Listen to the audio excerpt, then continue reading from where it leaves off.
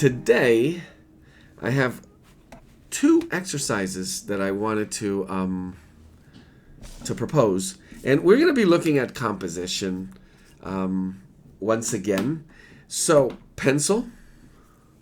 In this case, I could use mechanical pencil, which is my favorite, or an ink pen, and I'll be using the Faber-Castell. Although I have my microns, which always reliable. I'm gonna look at the structure, basic structure of this image that we have on the screen right now. It's in California, although it feels like, whoa, we're going to Holland. Solvang, California. And it's a very famous bakery. So, bakery. I'm thinking I can work a little bit of urban sketching, in this case, architecture, sky, florals. There's hardly any people, but we will get there. And so I want to divide my composition into two. I'm going to be working this image, and then I'm going to, if we were urban sketching and we were on site, well, how could you not go in there and then try the delicious things that they may have in there? So I'm going to compose a page in this one page where I could have maybe text. I'm going to have a coffee and a croissant or some bread. And I may even go even further in terms of design, where I could go even to where bread comes from and just add some wheat as a decorative a piece in my composition. So there we are, just giving you a forward look at where we're going with this. And first thing is I'm going to use some masking tape.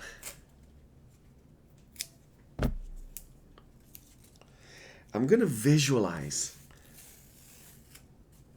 all of these elements that I'm going to try to compose on this one page.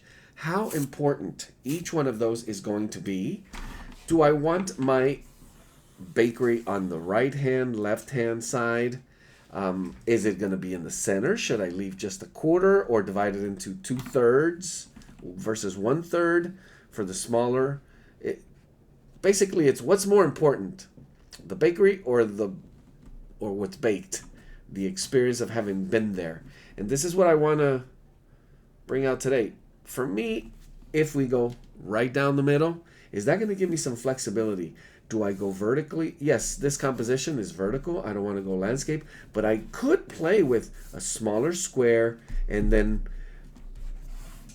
arrange all the elements, which in this case are going to be 3 of them, a bread or 2 breads, a croissant and a cup of coffee, and the wheat element. So thinking about that, I'm going to actually do the entire urban sketching architectural scene here, and the elements kind of like we did last week with the pencils and pens, kind of organizing them in a 1-1-2-1 sort of variety. Keeping it somewhat simple. Should I go right to pencil lines? Do I need pencil lines? Am I going to be using double line?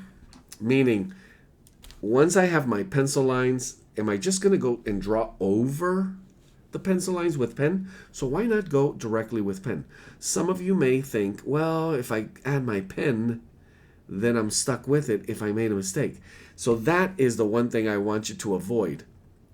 The feeling of, well, I'm going to make a mistake. So if you need to, you can first realize, what are the most important lines? Is there a horizon line? Not necessarily. Is there a perspective line? So I do see one. And these are, once again, squinting as your best friend here, seeing what the major, and in this case, simplest, once again, simplest, biggest, simplest shapes are going to be, and how I'm going to size them. So the biggest ones actually seem to be these. The angle of them. Am I going to follow the same angle? And I think this will point me in the direction of just a little bit better. How? And I could go a little bit further out. Do you need the masking tape? Good question. Maybe not. Maybe you have sort of a free-flowing, and you know what? We could do that actually. We could just have a little bit of one element going into the other, because my sky is not going to be just kind of framed. So we could have this element going a little bit into the opposite side of the composition here.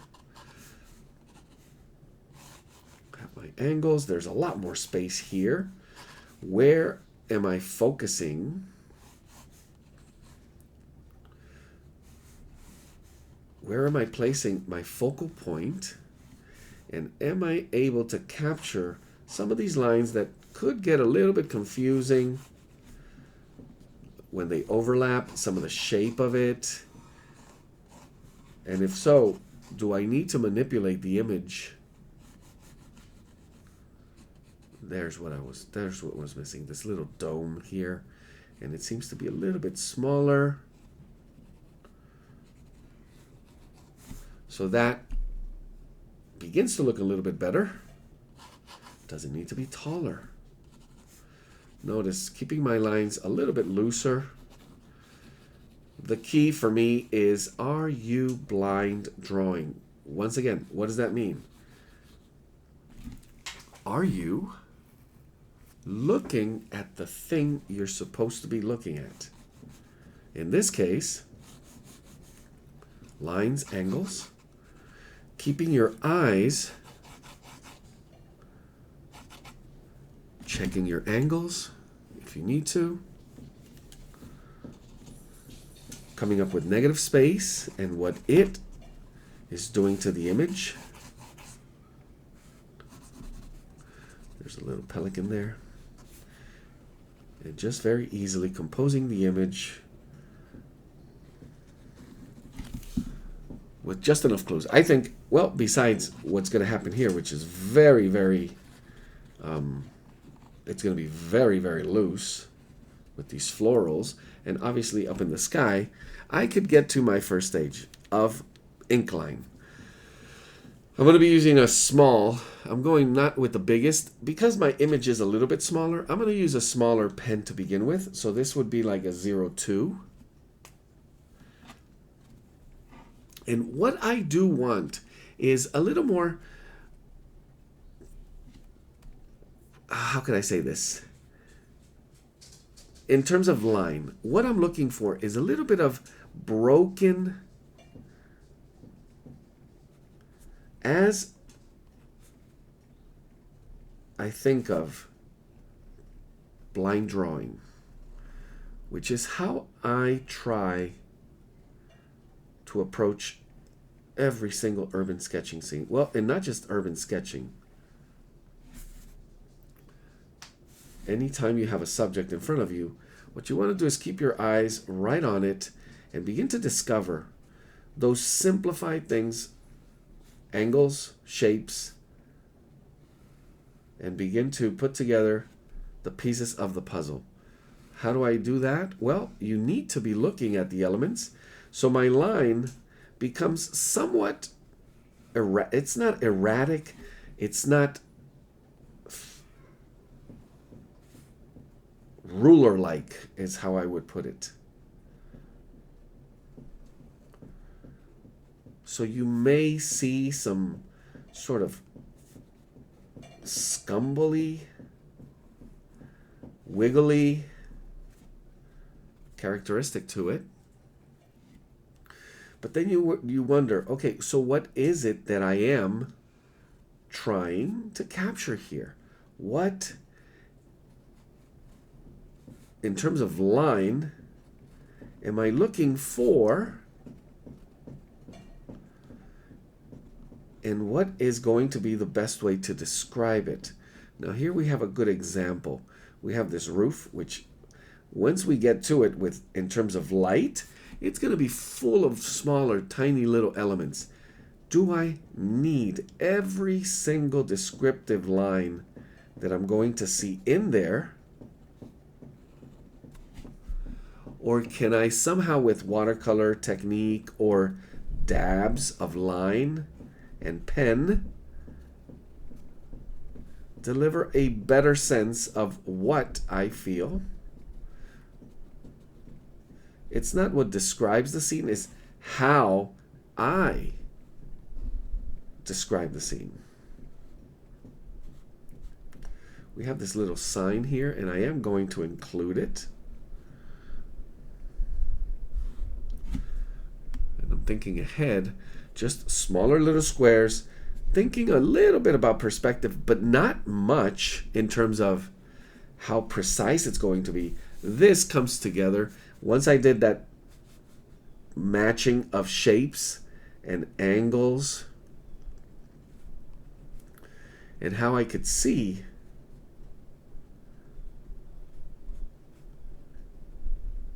it coming together in color. I get a little more confident, beginning to play with some shadows. I don't like how this lines up with this part, and it's too late to change it, but those type of corrections or redesigns, that's what becomes crucial. Can I shift my perspective?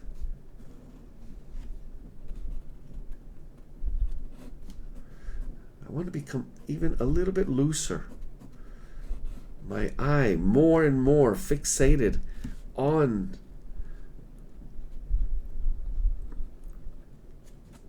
tiny little areas. Now there's going to be an interesting thing happening here. How much color versus line do I need for these tiny little elements? So I'm going to do just a bit of broken line, sort of scumble, where I'm actually looking at the negative space, and I'm going to decide how far do I want to take this. But most of the work that I'm going to look for is going to be done through watercolor, specifically the wet on wet technique. And it's going to take us a little while because it should be done, this one definitely, in somewhat of a 2-layer, where we'll have to be patient, wait it out, and then bring the second layer. But more and more, I begin to see smaller shapes,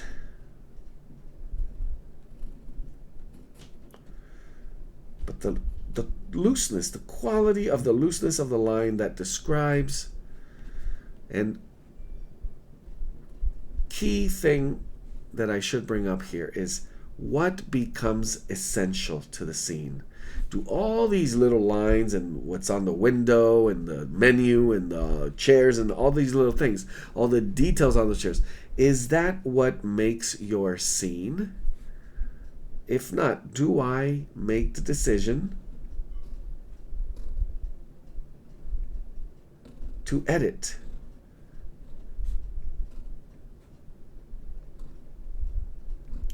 There are some, just like we see here, architectural, and I see them as big lines, little lines. Once they get to really tiny small lines, I wonder, okay, I could get away with not putting so much emphasis on it, because then it becomes heavy. When there's too many small, sharp, dark elements, it demands a massive amount of focal, in visual terms, a massive amount of focal emphasis. And so you want to simplify those. There's a big line here, and it relates to perspective and how we see that in proper terms, making sure the angle is more correct than the way you described what we would consider a detail. And already you could see how this comes together. Now, I could have done this by going negative space, kind of like we did last week as well. So those methods, and whatever begins to feel more and more comfortable to you. And here you can see what I'm going to do with this little element.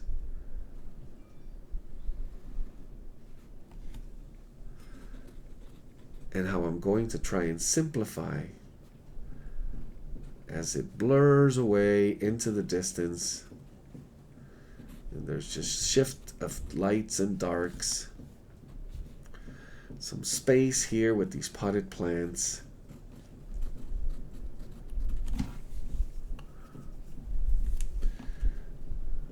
Just a bit of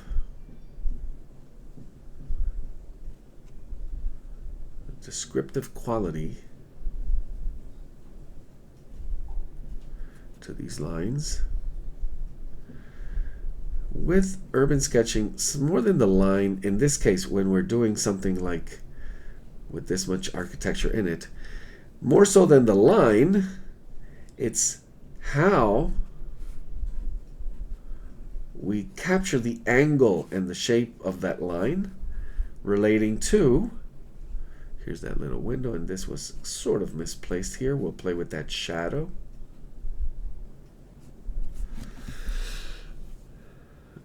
Which is what matters. Angle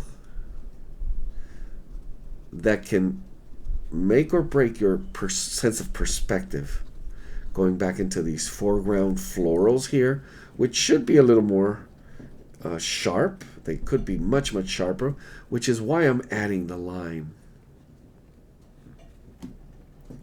And you can actually see where the focal point is, where the camera was focusing as you draw this area.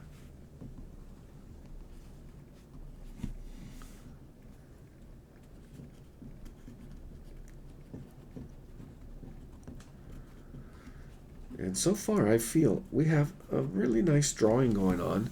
Is it captured? I think so. I think, well, the feeling of, yes, I've been there, and that's how it felt, is what's important. And I know we're working from an image, so it takes that little extra step of imagine the feeling of a place you've been to that you absolutely felt captivated by, and what would you want to describe, what would you want to capture in your drawing to give us that sense of what you were feeling.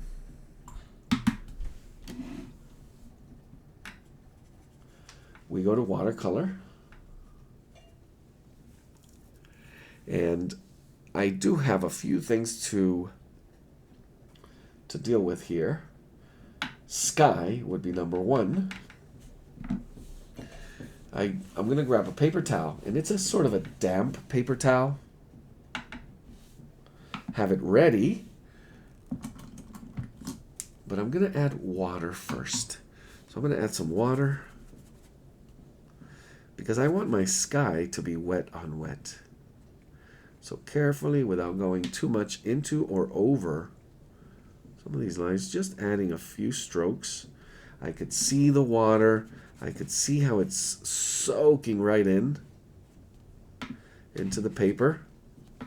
And here's that decision of how am I going to bleed it out into this, into the other area of the page where I'm going to compose what happened inside that bakery, meaning all the other elements that we're going to compose on this side,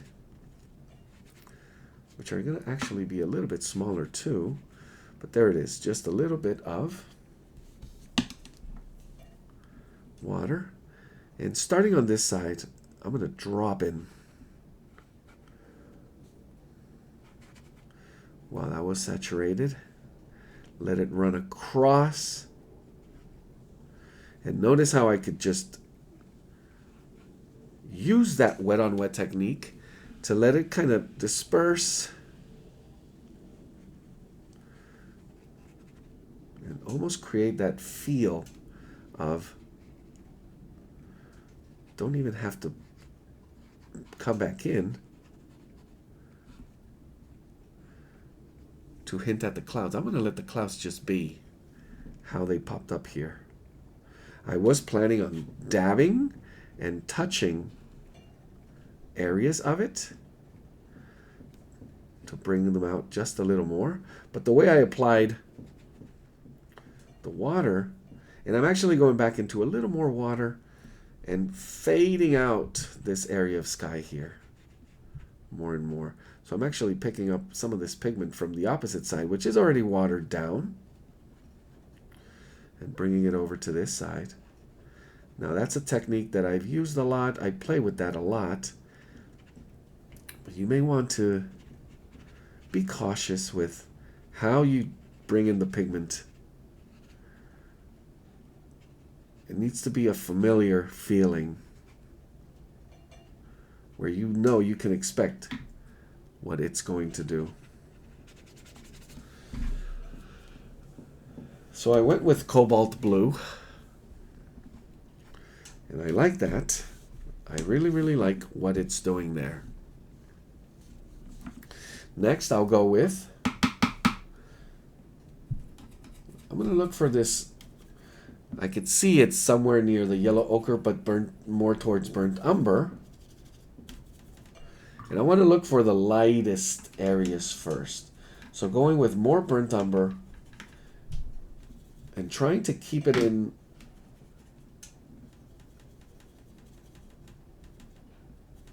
somewhat in the right color range. I'm going to begin by adding the areas of light. So this is the technique where we add our line, and by bringing in the color, what I really want to focus on is what's going to happen to technique, to textures, to light. So as I bring this color and I begin to manipulate or shift, notice there's a little bit of lighter feel to this side than this one. But I want to do it slowly, carefully, because I'm also going to think about texture. So as I bring a little bit of that mixed burnt umber into the shadow area, that breaks away from the light, and it's going to make the light look like it's supposed to. I also want a bit of it kind of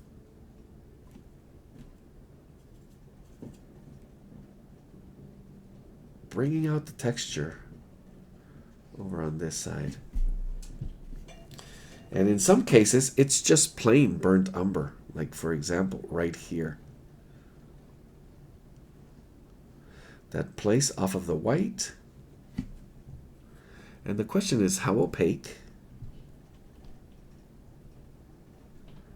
How saturated does your color need to be? Do I want a lighter feeling or a bit of a more saturated, darker feeling? Now, some of this yellow ochre burnt umber that I mixed begins to look a little bit grayish, and the contrast between shadow light here, I don't feel it's that important. There's a lot of sunlight, but what will matter is how I play with the shadows. So just adding the color here in order for me to bring, there's sort of this pinkish pastel sort of peach color.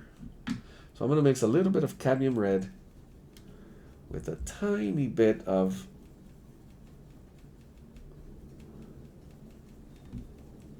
Hansa yellow. So I'm going for somewhat of an orange that I'm going to water down and try to, okay, that's a little too red. And try to emulate that peach, that rosy peach color with a little more water.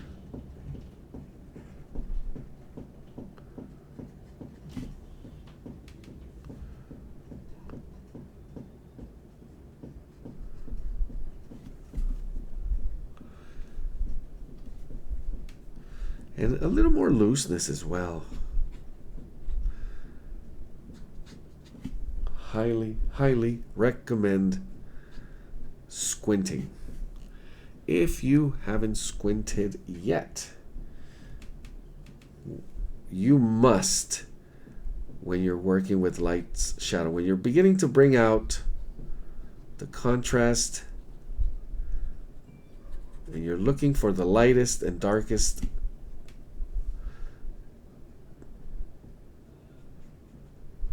in order to bring it into your composition, there's no way to do it without squinting. And you may break the steps as well, because I need this to be fully dry for me to bring in the second layer. Let's bring it over here and see how these elements are going to play.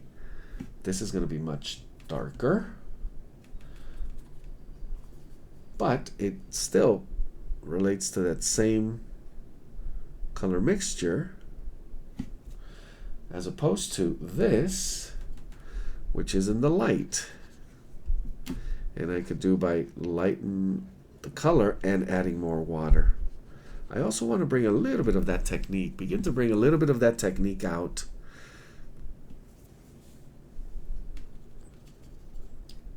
I'm going to really, really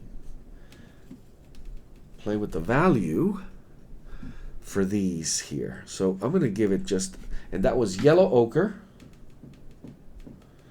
Very, very light value. And I touched it with a tiny bit of buff titanium,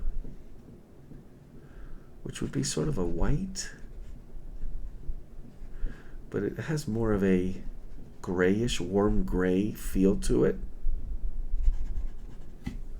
And this will become my shadow. But it's just a layer, so I could come back and develop maybe with a touch of Payne's gray into that same mixture. Let's see how it looks. A shadow version of it. So light, mid-tone, and then shadow. And how far do I need to enhance some of that shadow to make it more obvious? That's the trick. That's how you begin to really understand what you are doing in terms of composition. Make sure my sky is dry. So these colors are all sort of very close with the pattern, the browns and the earth tones, and the shift in light is what's going to make or break some of these. So how do I handle light on for example, this dome here? Well, you want to make sure the lighter side, so I'm lifting, really reads as lighter. And look, I just did that with drying the brush as I applied the color and then just touching it in the shape of the light and lifting. So there's a small stain of color there.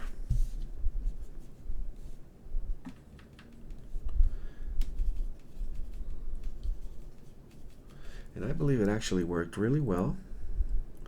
Nothing more you need to do to that. And that is kind of how we work our way through it. Bringing a little darker. And that's what I'm going to begin to work here, some of those shadows.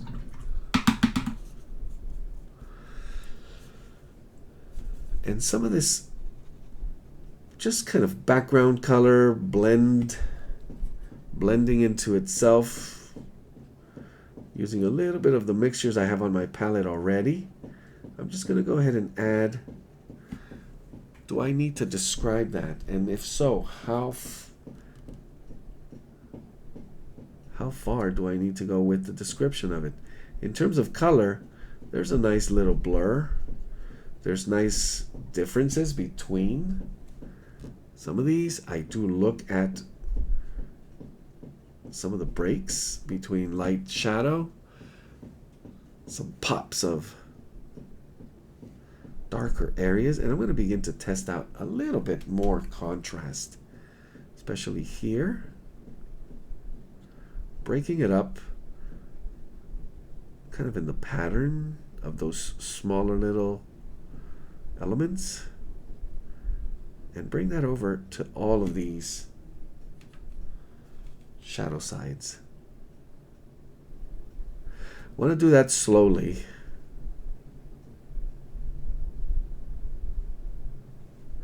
Not do it too fast because you could lose it.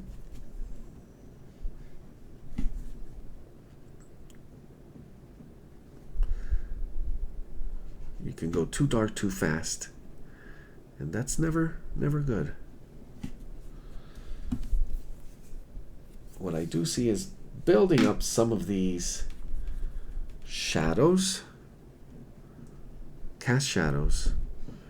I want to bring them up, begin to just hint at them with a tiny, a lighter version of the color I've been using for the roof. And you don't want to go straight to black. You want to use a mixture of the same color, create a shade of it. We are going to have to go a little into the rust, sort of red oxide. In this case, I'm using Venetian red.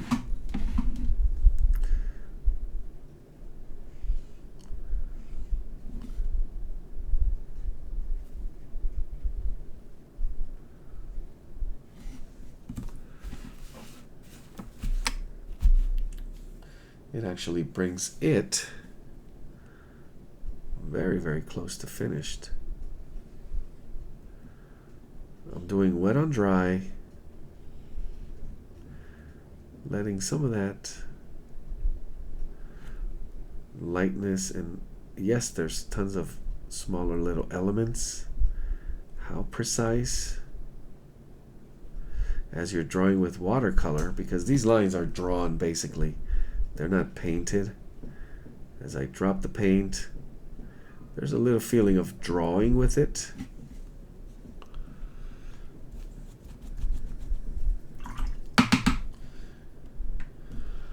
Wet on wet, and I'm actually tinting the water, so it's not just clean water, wet on wet. I'm actually grabbing a tiny bit of rose madder or a cool red. You want sort of a magenta. And what I'm doing is I'm moving around, adding more water. And I'm going to do a combination of saturating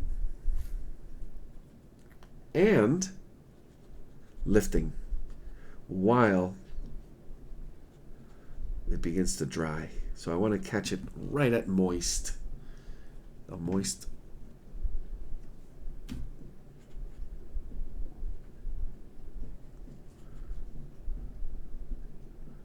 application of this technique, I feel, is the perfect moment. Maybe I added a little too much pigment, so I add more water. Really, really wash it. Hopefully it wasn't too much. And it just kind of breaks away, disperses into this, which will be our second composition. So it just fades out. And here, I'm going to first, with a paper towel, tap. I'm doing this blind. What's blind? Again, how am I going to pick up where I need to pick up? I'm looking at my reference, and I'm actually trying to imitate where, cleaning up another area of my paper towel, where I need to pick up some of that light. And you see that already they're having that effect. I could also do this with a dry brush, so make sure your brush is really, really dry, and you could go in there and pick up a little closer to the shapes that you're looking for. While it's still moist, I'm going to bring in a touch of cadmium red or alizarin crimson red into that mixture and do a little variation. And just, again, blind drawing, I'm going to dab it in. And look at that. Well, maybe it's still too wet. And also, you don't want to put too much pigment here. It's a little drier. But this is how you pretty much bring out flowers. Automatic flowers. In this case, we don't need lots of specifics. We're just hinting at the shifting light of them.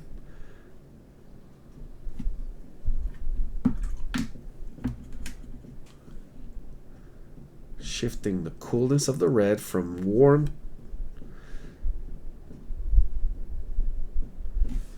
and if you feel you need to do it again, well, here I don't want to overbrush it, but I'm trying to lift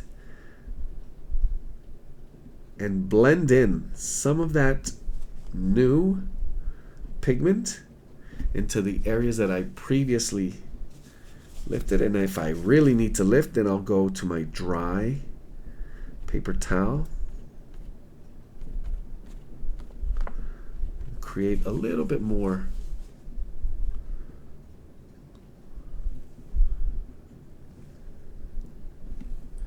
just a little closer to the actual look.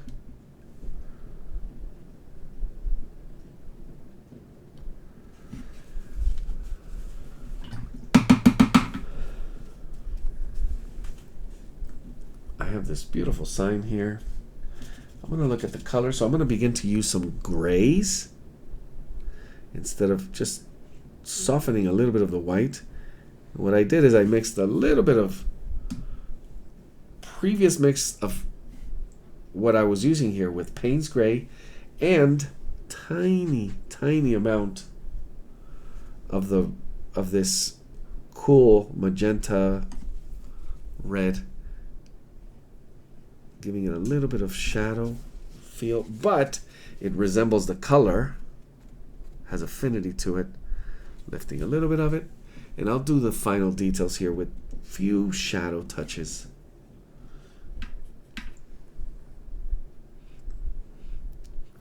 Bringing in a punch of heavier, more saturated burnt umber. Not really thinking about working in this part of the sign that I see here in the front. More so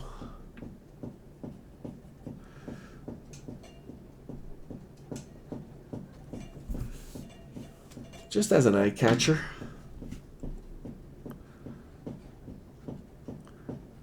With the shift in contrast. I don't know if you see it, but there's a punch, there's a little nice door frame that is red. So I'm going to add 2 touches of a little bit of red line.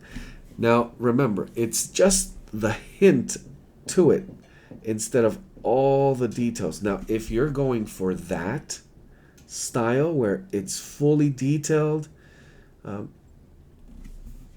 it's how you refer to the technique. How you think of applying the technique that's going to matter. And it will be very technical, very architectural.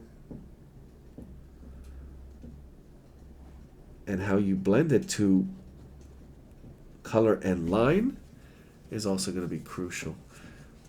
I'm actually going to use ink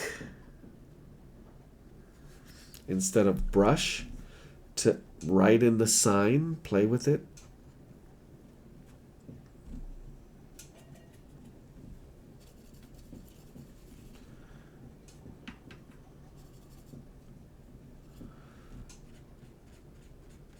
Getting a little looser, finishing touches here. Knowing I can always come back and add just a few more strokes, a little bit of line.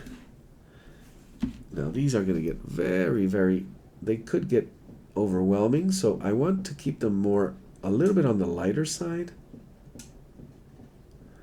And it's a really nice fine brush work that I want to do there. That was the flag. So 3 little lines. And then bring in just a pop of blue. This one's ultramarine. That actually looks really nice. And just another couple of, in this case I went for black. Just a few touches to create more contrast back there. Blend it in just a little bit. It got a little too heavy with those brown, earth tone browns we were mixing.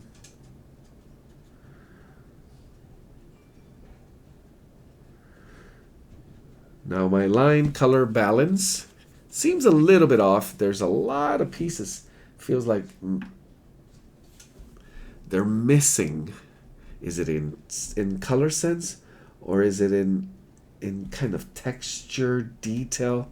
So I have a feeling some of these need to be, and I'm layering just a shift in color to come back with. It would be a really super fine brush that I think would overwhelm the work we have with color. So after it dries, I can come back and add just a few ink lines that I think will absolutely do the job.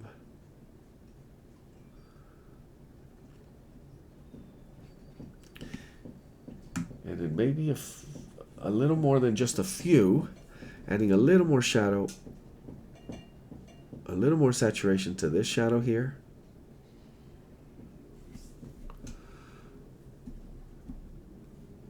To this shadow here.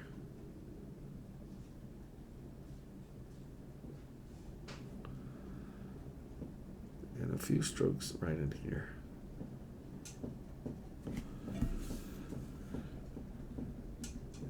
Okay, so we're gonna let that dry, and I'll come back and revisit a few. I think, yeah, there's a few pencil or ink lines that you can bring in and really make this come to life. So from here, I'm going to leave these two up so you can work at your own pace, take inspiration from them, and maybe try different techniques. What would be those techniques? Apply my color first, then the line, apply my line with different techniques of color. What am I feeling like would describe? I want to really think about composition here. Am I going to add all of it? It seems like it really got, it turned out really nice the way it fades out into the other side of the page. So a few seconds learning about what you're seeing in composition.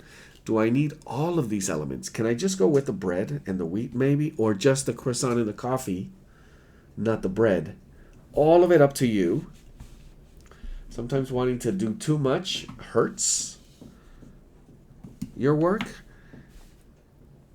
And knowing what are those essential elements is what really matters. So how am I going to know?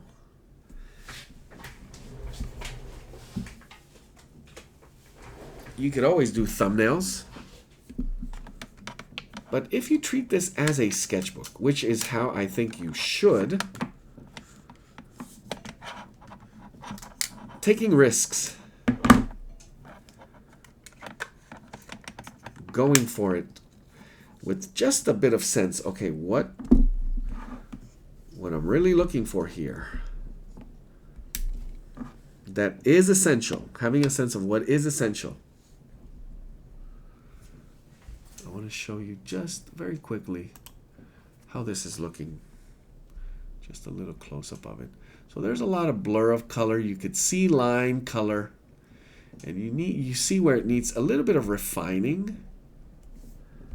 Some of these sketchbooks, you really want to work with small, and the technique, and I mean small gauge of line, small brushes, or definitely a little bit looser. But once you have the composition going like it is here, it somewhat becomes easier to make decisions. You see what works, you see what doesn't, and obviously what the right brush, right pen is for the job. So I'm going right into the bread, and I'm going to try a technique. Reading the color.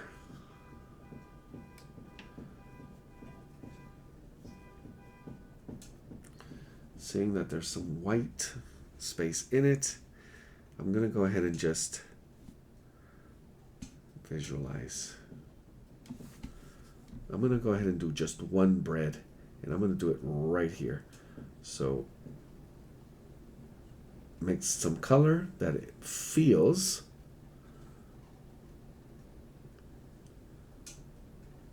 close to what the general color of the entire thing is. And there's my loaf of bread. I gotta let it dry just a little bit. So no ink line, no pen, no pencil.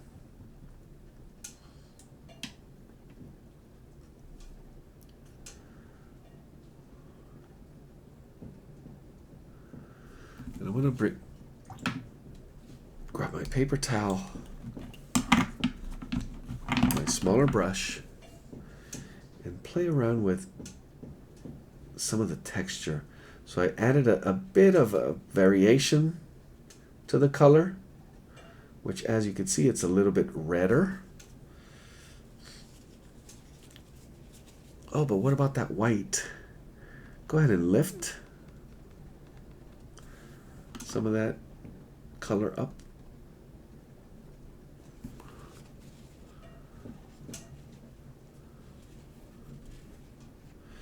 Because I'm working with a volume, I don't want my bread to look so flat. There's going to be a little bit of shadow. So once I decide where that shadow is going to be,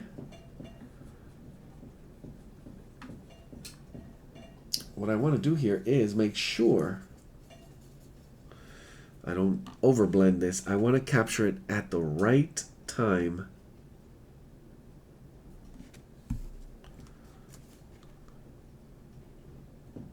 What is the right time?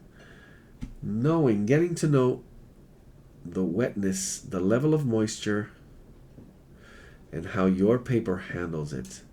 So notice how my color is staying somewhat put. I can kind of control how much granulation.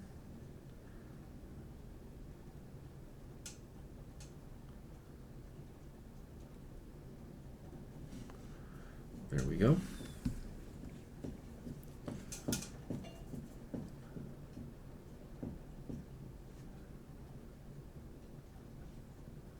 Bring back a little more color.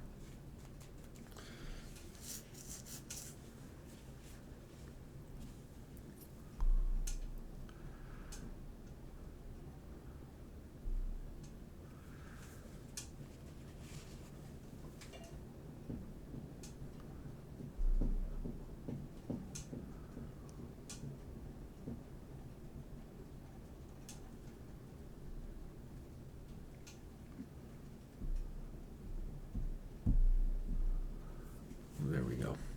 And what I want to do here is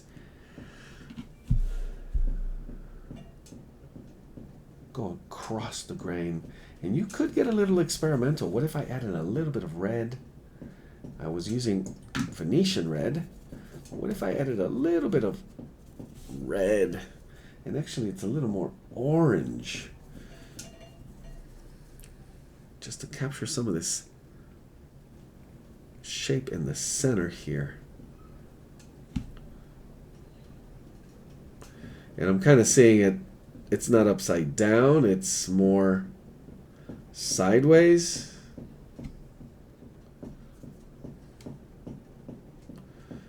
And I could see also how I could bring a few pen lines after the fact and it will look beautiful.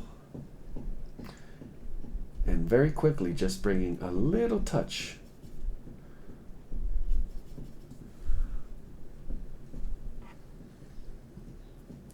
And this one you really want to be careful with, making sure it's fully dry.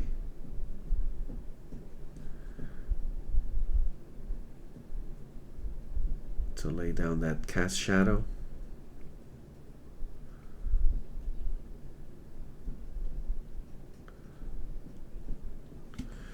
And there, creating the volume of your bread, the three-dimensional illusion.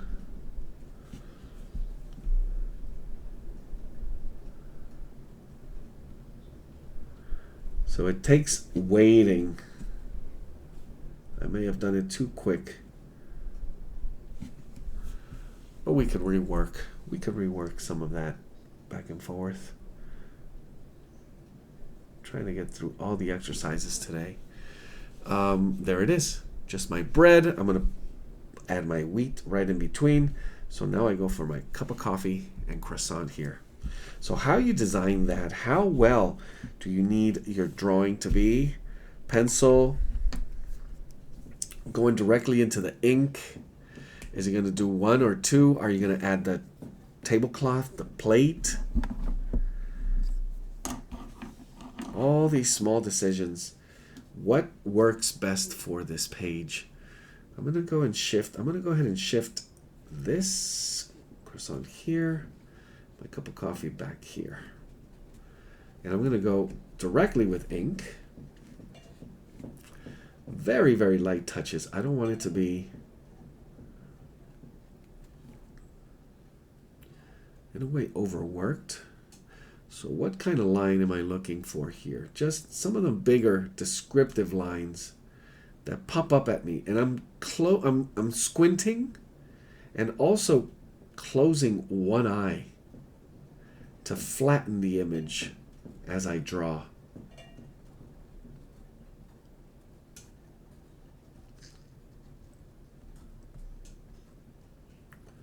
And then you begin to see it a little bit easier, a little simpler. What those very, very important lines, the ones you really have to have in there to describe it. Which ones are they? Starting to look like a croissant. Color will do the rest. A few extra lines here. Let's go ahead and do that cup of coffee. Sitting right there, back there.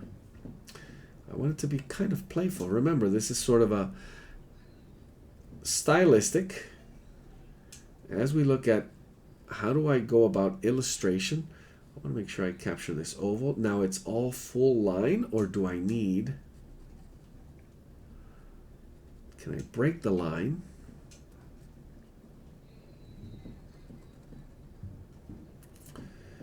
Can I play with a little bit of redesign and rearrange some of these elements, kind of like I just did here? And how will that work?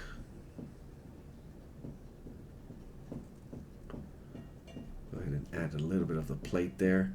It will need that punch of color. So there is my line work.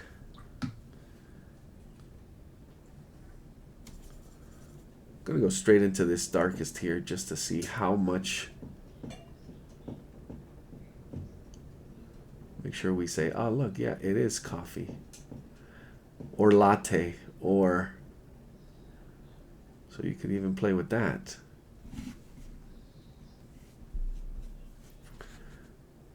Making sure it lifts. Making sure you have the right brush.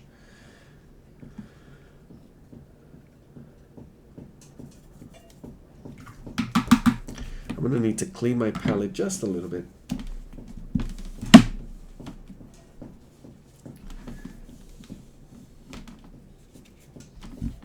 So I can mix a cleaner version.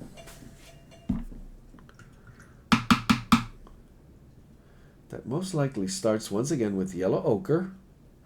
And sometimes we don't even mix. We just bring that yellow ochre straight in. And it could pretty much do the job. But you really want to think through. What is, in terms of light, and here I'm just using yellow ochre to prove a point. How much color mixing do I need to do? I could do it directly on the page. I'm going to show you that. So yellow ochre as my base color. Leave some areas of open light, like I did here. And now, reading a little bit into the color, I'm going to mix that yellow ochre with a touch of burnt umber. And I'm going to dab it in wet on wet. Give it a little richer feel, a little more automatic texture. But I am really focused on being specific where I see big shifts in light. Maybe that was a little too much. So let's bring in a little more water. Using this brush allows me to control how I flow the water a little bit better. And I'm talking about this one here that I use tons for urban sketching. It's just so convenient.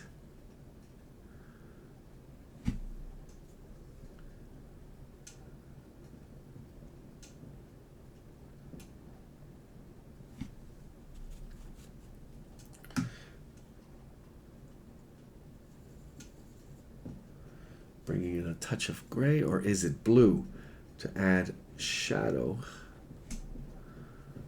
into my cup of coffee. Don't want these colors to blend, so you want to make sure you wait.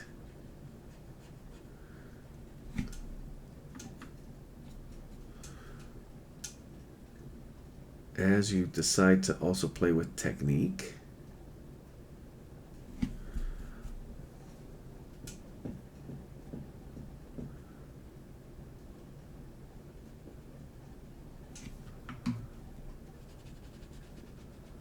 And let it roll. What about background for these elements here? I'm just adding a ring of shadow right behind it, right through it. Oop, maybe a little too much. Wanted to keep it a little simpler.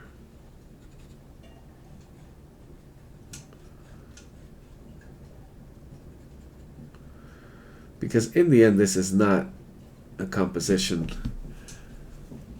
where my focus is the accuracy, well, in my case, of a cup of coffee and a croissant. It's more the sense of how I play with line and color and the overall composition of several elements, maybe including a little bit of text, adding a little bit of shadow here.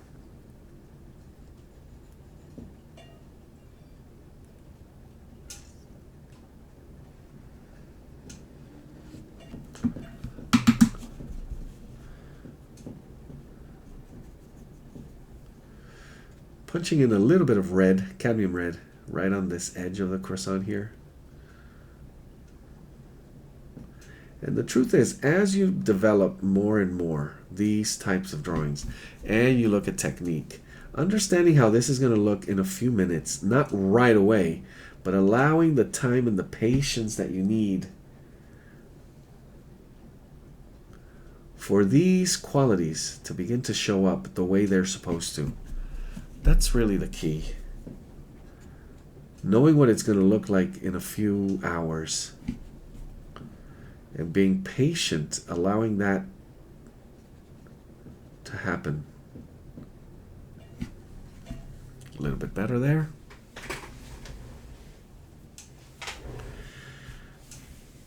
So while I wait for this to dry, I want to go back to a few lines that I was talking about here. Now, I mentioned different pens. So this is a black Faber-Castell or the Microns, but they do have all different types, and I mentioned these last time, where the ink is not as dark or heavy. These are sepia tone, and they do have them in all different types of brands. So instead of going full black, in some areas I'm going to want to go with sepia tone. So for these small touches,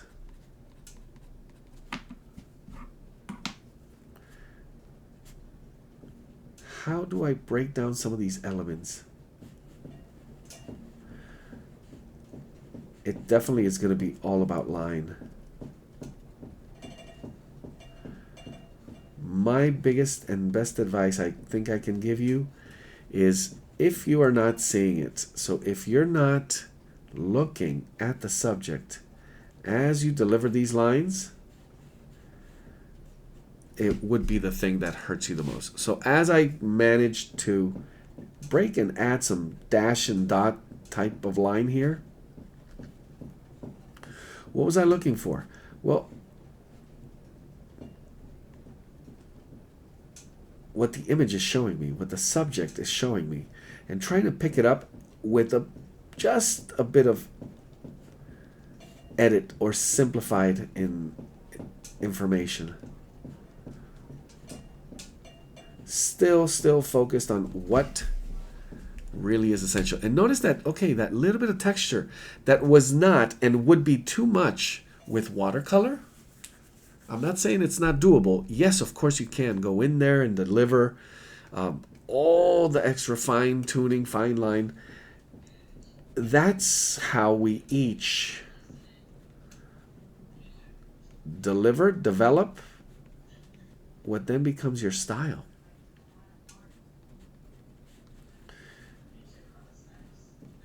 And it's not about how you think, it's about how you see it. It truly is all about how you see and how you decide how much is too much, how much is not enough, and how far we decide it needs to go. The tendency usually is, best recipe is less is more. But the tendency is, let's go all the way, where every detail is, it's more a concept in your mind, the way you think it should look, without really picking up the information that's in front of you, knowing that you need to edit it because it is an abstraction. No matter what we say, I'm really just picking up, abstracting lines, angles of lines. This one I think I'm going to actually do in watercolor. The ink would be a little too harsh.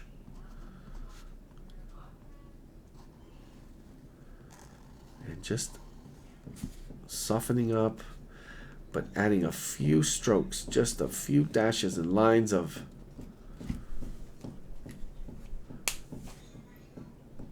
dabs, extra tiny touches of ink.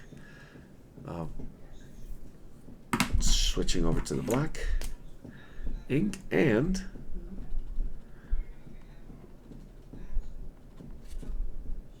creating additional contrast for some of these elements. This one I felt like I wanted to go with maybe a little bit of a dark blue, but I think it'll work better. It'll contrast better just by adding the black there. Some of these lines here, definitely these here. And little by little you realize, ooh, wanting to add more and more and more. How do I stop? When do I stop? That then becomes truly the biggest and most difficult question to answer. How do I know when I'm done? Because I could keep going. But you've heard it before. I'm sure several things, not just for art, but less is more. And when you find that point of what less means, and less meaning more eloquent, that's a good place. I'm going to go ahead and just add text here.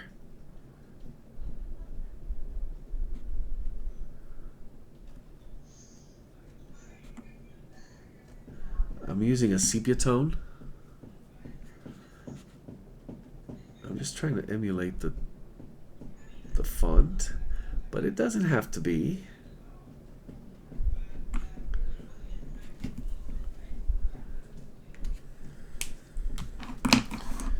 And with a different type of gray marker, different type of pen, different type of line, I'm also going to add a few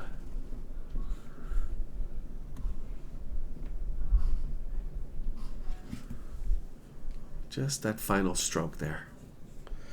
Now I should mention there's all kinds of different ink pens and markers that come in a variety of values. Sometimes black, gray, sepia tone, and these are very helpful where you could solve tons in many cases with these, for example. And I do recommend them if it's something you're going to be using and doing a lot of. Automatic shadow, how do I do that? Well, look at this. I had the color underneath, and I'm going to risk it here. Going with a little bit of marker, ooh, that's heavy. Too heavy. So go even lighter to this one. And as I lay it down, notice how it solves the problem for you. Now this may be, well, no, that's way too dark. But as I find a way to add shadows, there's one that's even lighter. But it also applies that gradation of, so notice here you go from black all the way to almost white, and what looks almost white is very light gray can actually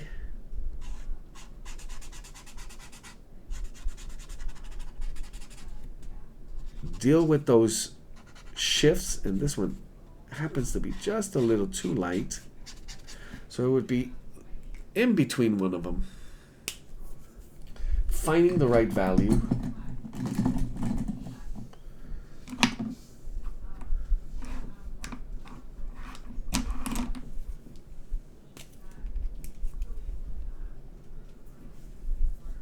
Before I move on, I kind of want to come back to just a few touches.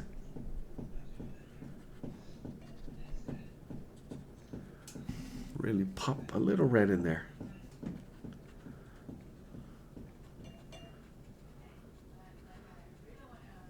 Fully blind drawing.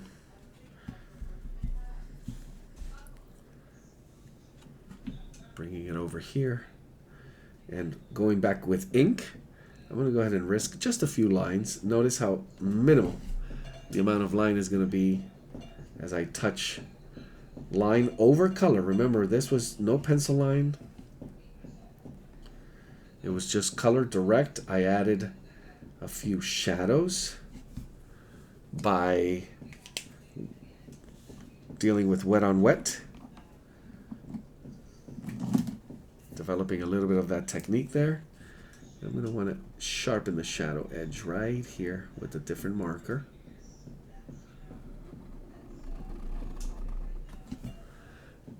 And now it looks like the bread I was hoping for.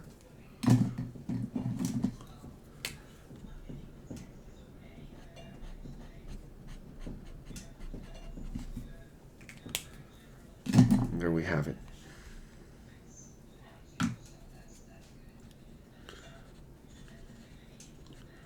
And always coming back and layering.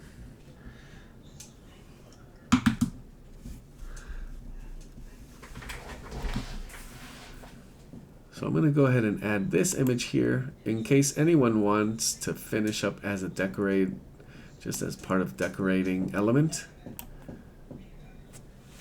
And I think I'm going to add it right through the middle here. There we are. And so many variations, so many possibilities. Going to use ink. I'm thinking about the angle. Composition wise, how can I deal with this element? How it's going to relate to all the others. And I think it should be downwards.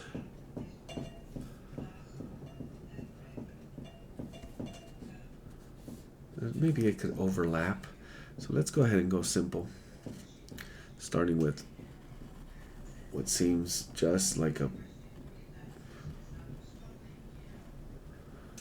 capturing the angle. I'm going to start here at the top. And we see some of those. Which is the best way to overlap? I think it starts here at the bottom. And we capture each individual shape. How many of them? I think they do have to be drawn in. Would you risk doing this blind drawing? Well, I am, and you have to. What is blind drawing? Is he checking where he puts his pen every single stroke? Yes, but as I draw my line, I'm looking at my subject. Only way to really capture the nuance of the curve, the size. Is it precise? Not to the level where you would call it academic, no. But it's way more than if I were just making up information. There's a few strokes, a few lines that I'm going to go ahead and add now. Again, where am I looking as I do this? In order to capture a little more likeness, a little more accuracy. I want to be able to see and then be able to play with. Now, should I do 1 or 2? We start with 1.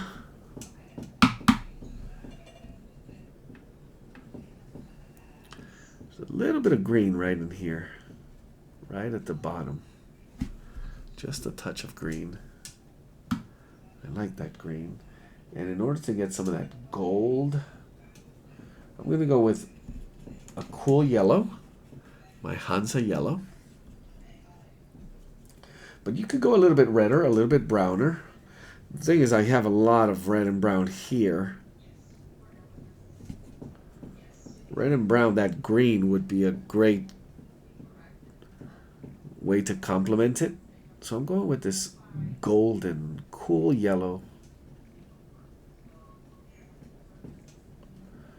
And it'll probably make that green a little bit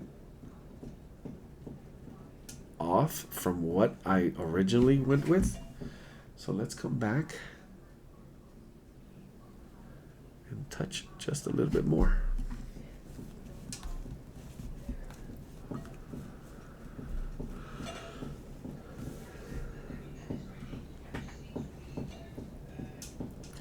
So I was considering text.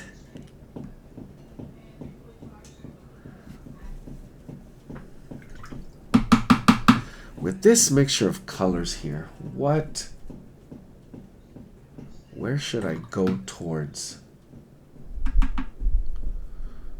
There's the reds and the blues, lots of yellow ochre, yellowish, a pop of green now.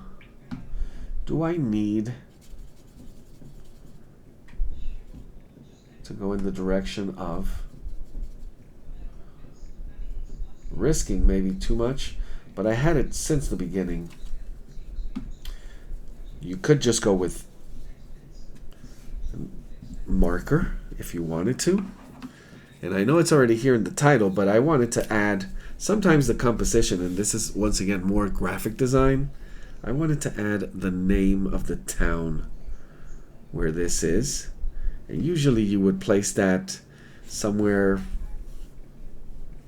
Think of letter composition where you would put the signature or the title or the...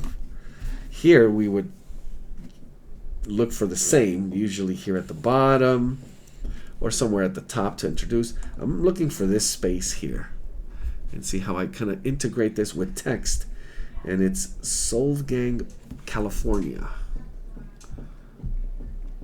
Double check it really quick. Solvang. So I'm getting a kind of a quick, so it doesn't overlap. I'm going to go ahead and write it. Give it a little space.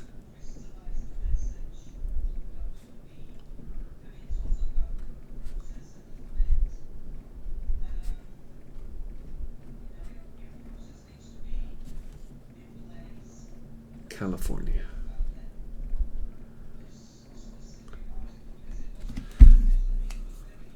So I have my ink, helps me pretty much see where I need to go.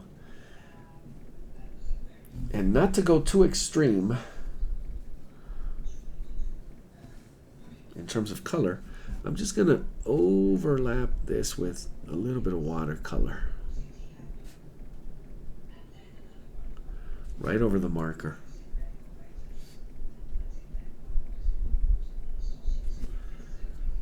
And the color I'm using is a little bit of that Venetian red. I mixed it with a tiny bit of burnt umber, so it just enhances a little more, favoring, I think, one of the principal elements here. And it is somewhat in the family of the colors of these elements here, the bread and the croissant, but also all over, as we used it pretty much everywhere, but specifically here.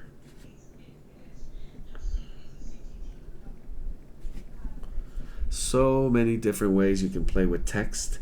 Maybe a variation of color. I think it would be just a little too much from one word to the other, or the date, or any other note. But I love thinking about these when you work with sketchbooks, as you develop your paintings, or your pages, your compositions, to really think of them as journal pages, diary pages, where you could really just introduce more and more text and begin to combine that with graphics, ink, color, which I think is what really makes it personal, makes it interesting, makes us want to open up the page and look through. Just adding a few pencil lines. Soften up some of this overload of ink and color. Just give it a little break, and there we have it. There's our page.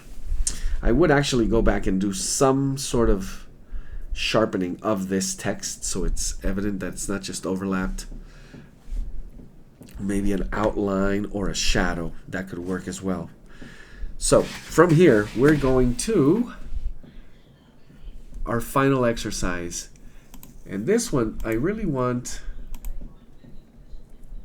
and I'm hoping you can really experiment with the method, and I'm going to showcase it again, of blind drawing. So we're here. We are in Moscow. This is St. Basil Cathedral. Very iconic, very colorful, very complex. So the method of being there, on site, you're there. You have your paper, you have your marker, and using blind drawing, fixating your eyes on the elements and drawing the line, the contour, the negative space, including when it comes to people. So we're going to add a little bit of perspective, how detailed and how exact you need the elements in your, it's a basilica, not a cathedral, now that I should say. And how do I incorporate that quality of line with the space and the descriptive qualities of what will be people. So I'm going to go ahead and switch over once again to my marker. I'm going to be using the sepia tone marker. And I don't want to flip this page over because it's still wet. A little bit wet. And the solution for that is to have a dryer, hair dryer or heat gun, which I do.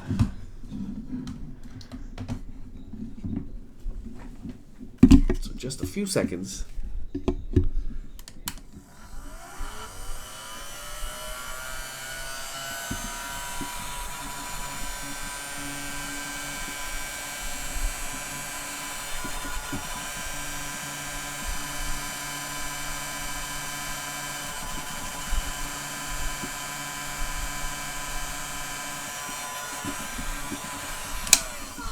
And that's it. That was quick.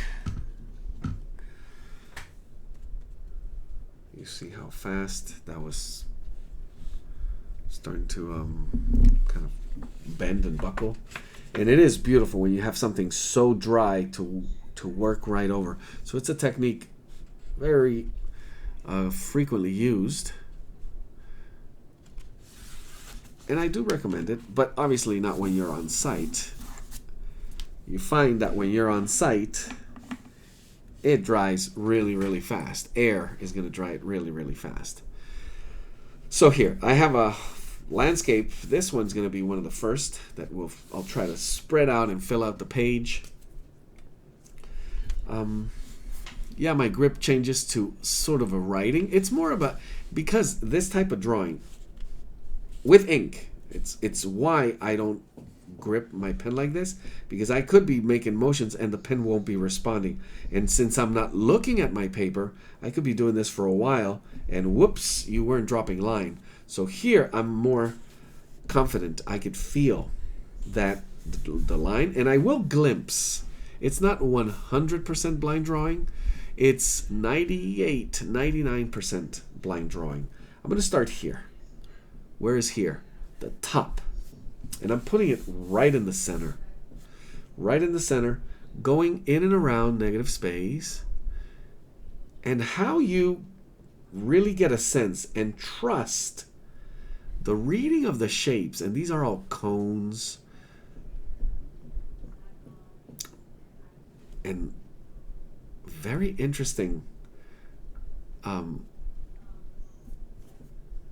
curves, it's the only way I could describe it, that need to be understood through negative space in order to be captured. So the shapes that are in and around, meaning I'm drawing the sky, the shape of the sky behind what I see as these, and that's usually the mistake, where you're trying to see this and draw a peculiar form that you're not used to. And that's pretty much always when you're drawing animals, people, portraits. How those shapes relate to the negative space is going to tell you and do more for you. Well, I'm already super happy with this. And to be honest, this, trying to capture the actual form that was there by looking at that element and not paying attention to the negative space, could make it a lot harder to capture. Could make it a lot, it's just off. Unless you have sort of a plan. How do you practice this? How do you measure it?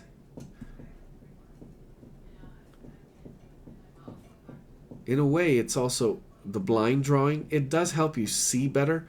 The only thing it doesn't do is how do you manage proportion?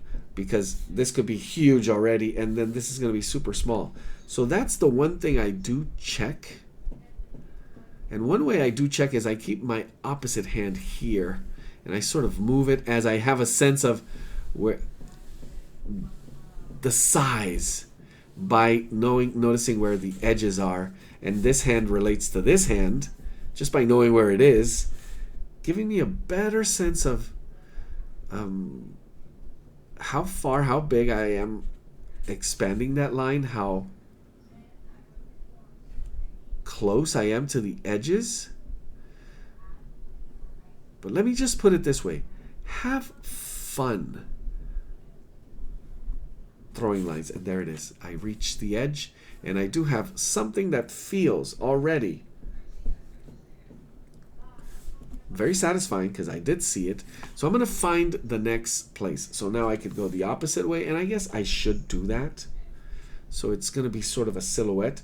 Now I have something that's guiding me in my own drawing here, which I know it's going to be sort of symmetrical, but I still want to relate. And this is the biggest thing. Really, keeping your eyes fixated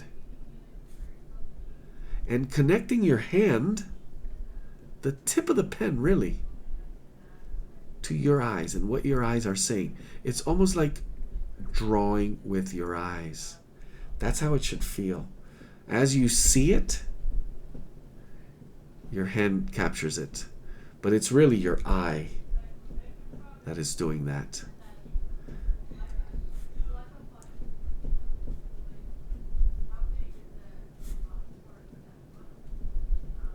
Following the line, and wherever the line goes, you just see the angle, see the shape, see the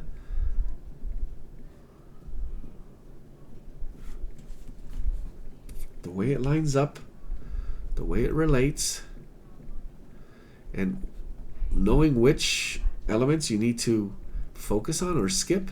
We're getting there. Some of these lines, some of these buildings back there, they could just be kind of dashed, hinted at. How precise do I need to be back here? And I could just kind of begin to scumble it and get away with it. Because it says skyline. It says, yeah, buildings back there. How precise? Not necessarily. So here's where I would go next. I'm going to find, and I hope you can see in your image, there is, first figure is blurred out. It's moving fast. Red pants. I'm not going to draw. I could, and that's where I could start. But right in front of that red pants person, there's a lady with a purse and striped pants. So I need to find that point, and I find it here. Because I have this little element that shows me her head goes right here. And my drawing of people begins there. So now I see, as I draw her head, I see the other person's shoulder. I could decide to go into that direction, follow that outline. I did, by the way. Come around. Now I'm at her purse, which is the other intersecting of the line, and follow that line. So how you decide to go about seeing what's there. And I'm doing it, once again, blind. What does that mean?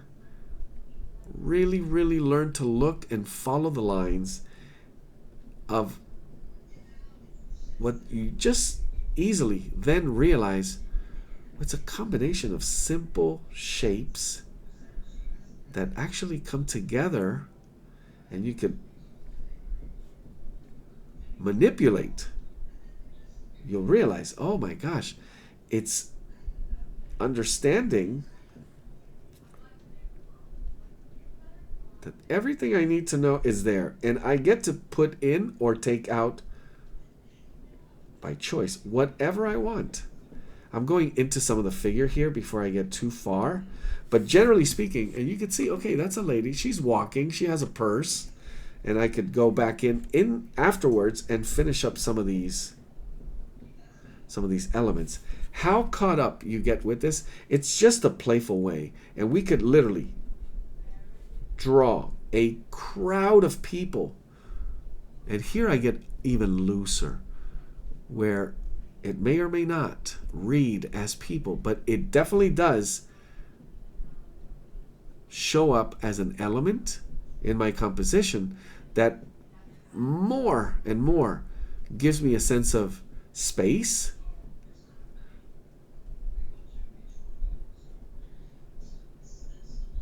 It reads definitely as crowd, so you can begin to see how easy that line.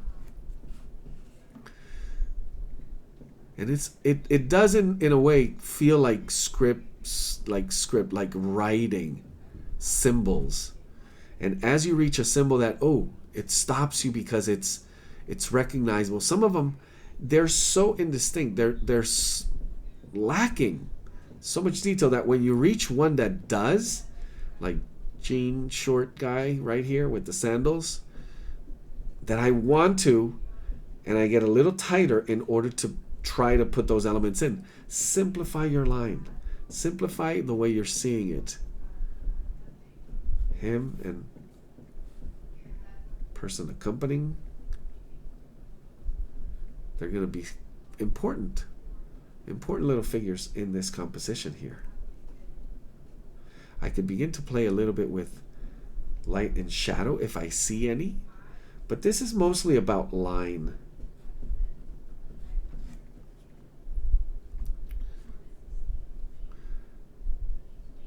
And it could be frustrating if you haven't done it before, and if you're trying this for the first time. How is he following lines? I can't. They're all over the place. It's just practice. Need to relax. Need to loosen up your eye. Need to be patient, and your eyes more and more need to be fixed, because when you take your eyes off of your reference, maybe not here so much, because here it's easier to find your spot once again. But how accurate are you when you look at your reference and then you look at your paper and then you look back at your reference, wait, where was I? Was it here or there? You absolutely lose connection. Here, I don't even know what I'm looking at. I'm just seeing darker shapes. I assume they're people, as it seems to be. And it's also lining up because look, I'm here with pink skirt. There's a lady with a pink skirt, Mickey Mouse, and her head lines up right here. So I'm even following this line to the point where this lined up perfectly with this. So my proportion is also right now, as of right now, working. And it's working great. They're holding hands and his head lines up right inside this tree. So definitely connected, and I'm feeling it as I see the angles and the shapes, reading negative space. This could be one of the best exercises. It's definitely the way you should approach if you ever are out there, standing there. It's the only way you're really going to capture anything. It's keeping your eyes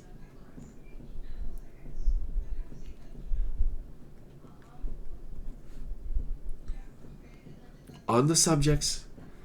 As everything is moving around you, this happens fast, and we're working from an image. But as things move around you, you have to do this much, much looser. If you really wanted to capture someone who just walked by, it takes a little bit of you have to take a mental photo of those lines, the negative space around, and it is doable. The more and more you practice it, the easier it gets. To the point where you just never look at your paper, really. The other thing I should mention, it absolutely is imperative for you to pace yourself. If you're going too fast, you're going to have qualities of line that are just maybe not what you're going to hope for, maybe not what you're looking for. So the slower you go, giving your hand a chance to really follow. So it's not just your hand, it's your eye. Understanding, seeing the angle, seeing the space, negative space, seeing the combination of elements. There it is. So, wow, did he just draw a crowd of 100 people in like 5 minutes? Yeah, it's doable. And why? The focus on it. Was that it?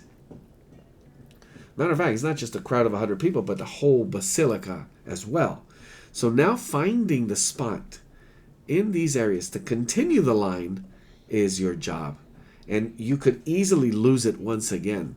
So when I look at, what am I looking at here?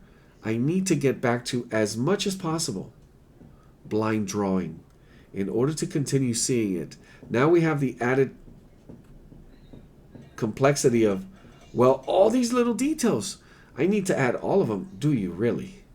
What do you see? How do you read the line?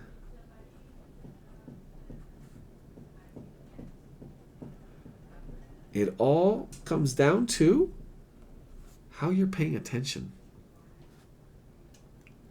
how you're pacing.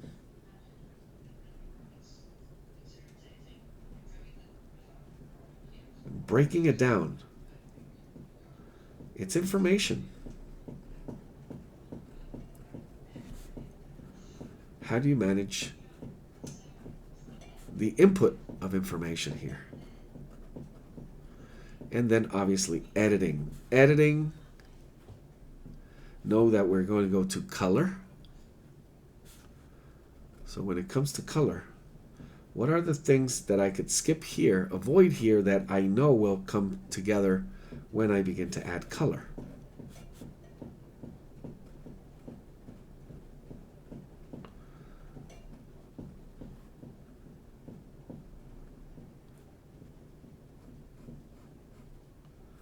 I'm already feeling like I could be a little bit far into too much line. So I want to pace myself, slow down just a little bit. How am I going to manage all of these elements?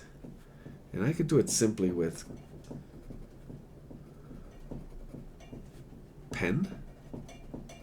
And as you'll see in a moment, color. And I think I could stop there. There's a lot more. Yes, there's a lot more happening here on the sides with... What about all these windows? Well, look at that. Just a few strokes of a pen. And what about all these windows back there? There you go. And the trees. How's he going to deal with the trees? We're about to do that next. So here we're going to want to work a little bit looser. I'm going to start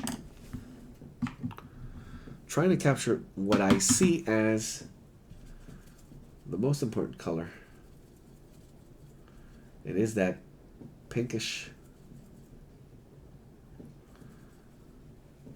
general color that has some breaks of white in it.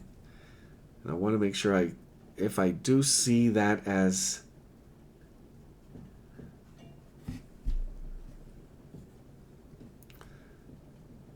something I really need to preserve, then I do that. But overall, the white, as long as I have a few breaks of white, the white of the paper in there, this is the color that really stands out.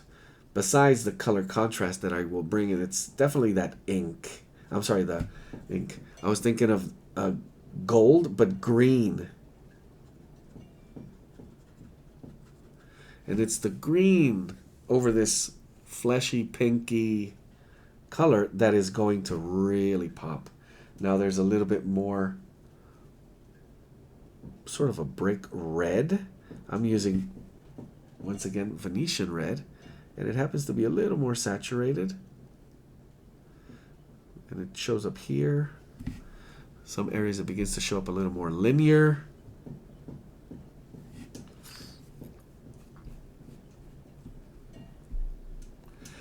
The idea always is biggest to smallest, simplest to more complex.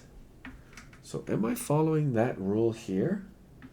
Well, I'm about to, and I have been avoiding the sky, but I want to get this first. And this means I'm going to put in some of this green, working around some of these figures, some of these lower areas of line down here, and just making that a little sharper, nice edges, but most of it wet on wet. And I don't want it to compete too much with the lighter version or cooler version of the green that's on the building. And I'm going to bring that over here to this side as well.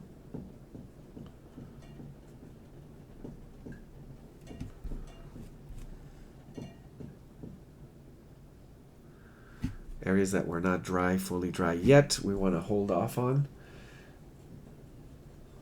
I should be moving into the sky, but I just want to test this colored green here.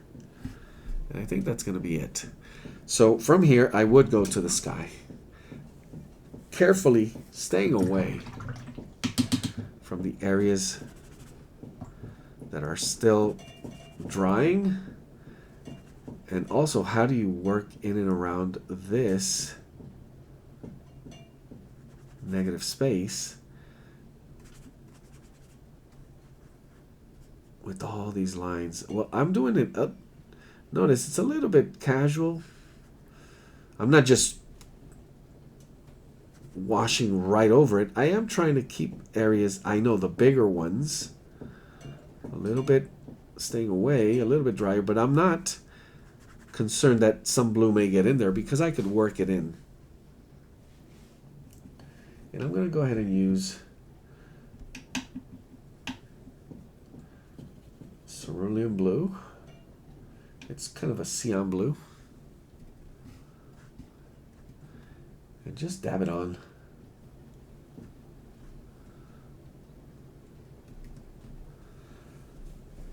Yes, we do have a flat sort of sky, meaning it's a flat blue. There's no breaks, clouds, just a clear sky, and it looks like it's at just at dusk or sunset evening.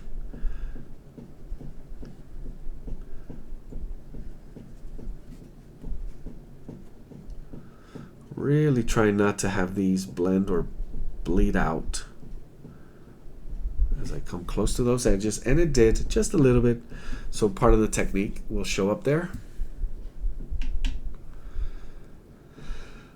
If I wanted to saturate more right around to showcase some of the color, then we begin to push into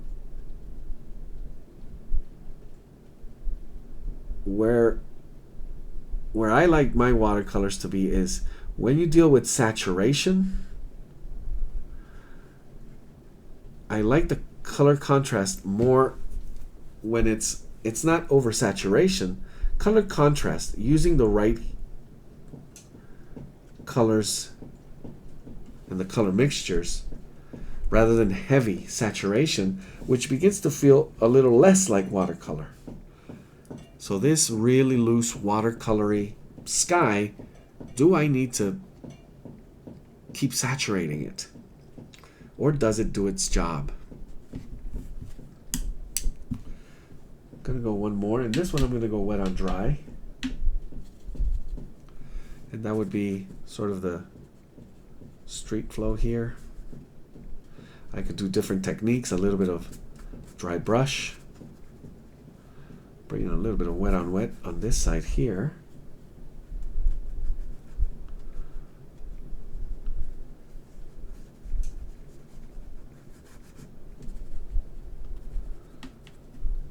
And all these little accents of color that I'm going to begin to bring in now, because here I'm pretty close to working the biggest areas how I would want them. But now we move into punches of color here. And by punches of color, it's those accents of color where, yes, biggest, most important thing is wait it out, make sure it's dry so some of these colors don't bleed out.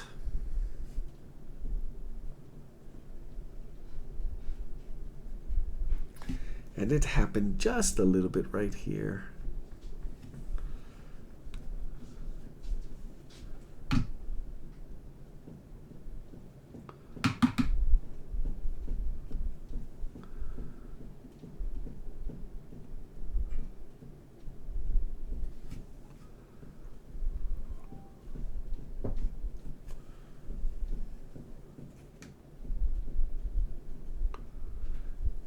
Making sure we have the right mixtures of greens. Not all of them are the same. And a few, here we have this nice, oops, wow. That was still very, very wet in the sky. And I like some chaotic, accidental showing of watercolor misbehaving or me being impatient. Sometimes happy accidents. That one was not one. And I know I am moving a little bit faster than I should. There should be a little more patience with some of these for the look that I'm going for. Allowing them to settle and be a little more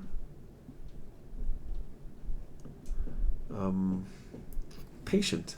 Just I need to be a little more patient, letting it dry, letting the color settle, letting the technique flow.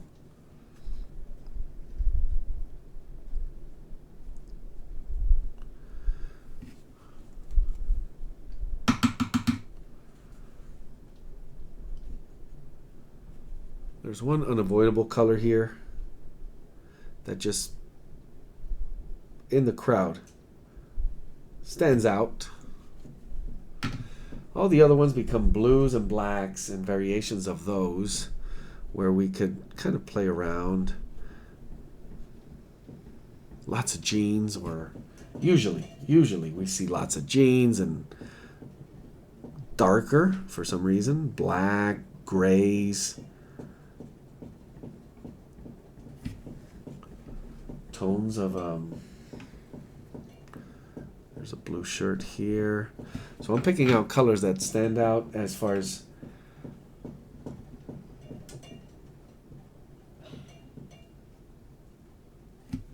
how far we need to take these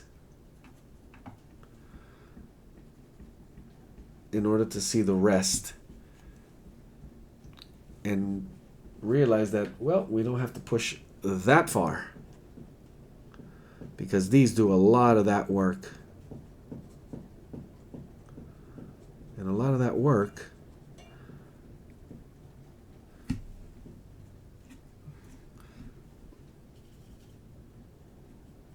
most of the time we realize, well, it could have been unnecessary. We just felt we had to. By building it up this way, you realize that there's going to be a lot more that you could do without, or way simpler.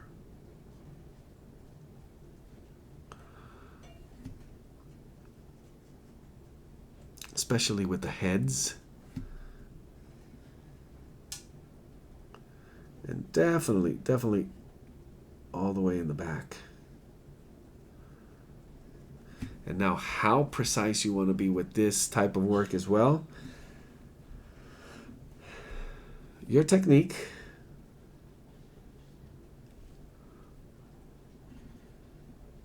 How you decide to take this, how far, and what technique to use.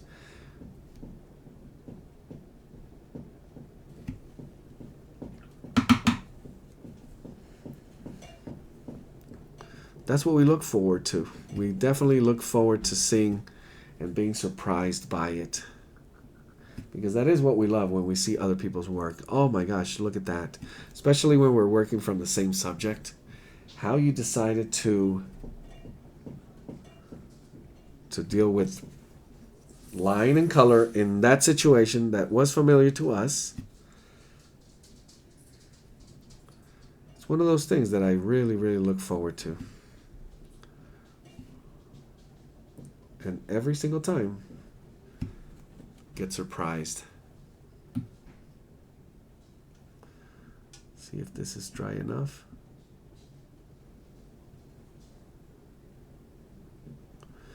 So little by little, building up slowly.